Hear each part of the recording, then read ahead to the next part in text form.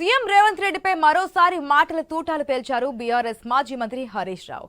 RR tax గురించి స్వయంగా ప్రధాని మోదీనే మాట్లాడారని, బీజేపీ కాంగ్రెస్ల మధ్య చీకటి ఒప్పందం ఉందని ఘాటు విమర్శలు చేశారు హరీష్. రేవంత్ రెడ్డి ఢిల్లీలో గులాంగిరి చేస్తున్నారని, ఇప్పటి వరకు 20 సార్లు ఢిల్లీ వెళ్లి వచ్చారని విమర్శలు గుప్పించారు. నేతి బీరకాయలో నెయ్యి ఎంత ఉంటుందో రేవంత్ రెడ్డి మాటల్లో నిజం అంతే ఉంటుందని ఎద్దేవా చేశారు హరీష్.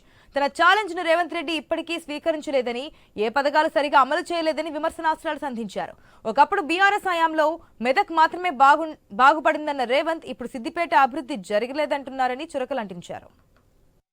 కేసీఆర్ గారి బస్ యాత్ర సూపర్ హిట్ కావడంతో కాంగ్రెస్ బీజేపీలు నయా నాటకాలు ఆడుతా ఉన్నాయి. నువ్వు కొట్టినట్లు చెయ్యి, నేను ఏడ్చినట్లు చేస్తా అన్నట్టున్నది కాంగ్రెస్ వాళ్ళు బీజేపీ వాళ్ళ కథ.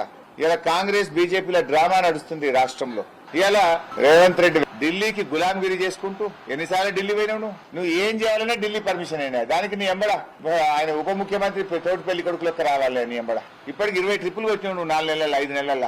నువ్వు ఢిల్లీకి గులాంగిరి చేసుకుంటూ ఇవాళ ఢిల్లీ గులాంగిరి నడవదని నువ్వు మాట్లాడవచ్చు. నువ్వు చేసేదే గులాంగిరి. నేను అడుగుతా ఉన్న, స్వయంగా ప్రధానమంత్రి గారే ఈ రాష్ట్రంలో ఆర్ఆర్ ట్యాక్స్ ఉంది అన్నాడు. ఈ ఆర్ఆర్ ట్యాక్స్ ను మొత్తం డబ్బులని ఢిల్లీకి పంపుతున్నారు. ఈ రాష్ట్రంలో ఉన్న ప్రభుత్వం అవినీతి ప్రభుత్వము. ఈ రాష్ట్రంలో ఆర్ఆర్ ట్యాక్స్ పేరు మీద పెద్ద ఎత్తున డబ్బులు ముడుపులు తీసుకుంటున్నారు. తీసుకున్న ముడుపులను హైదరాబాద్ నుంచి ఢిల్లీకి పంపుతున్నారని దేశ ప్రధానమంత్రి గారే స్వయంగా ఎన్నికల ప్రచార సభలో చెప్పారు. నిజంగా ముడుపులే నిజమైతే, ఆర్ఆర్ ట్యాక్సే నిజమైతే మరి ఈడీ, ఇన్కమ్ ట్యాక్సులు, ఐటీలు ఎందుకు రావడం లేదు? వాళ్ళు ఇప్పటికి మరి ఎందుకు పట్టుకోవడం లేదు? అంటే మీ మధ్య ఏదో చీకటి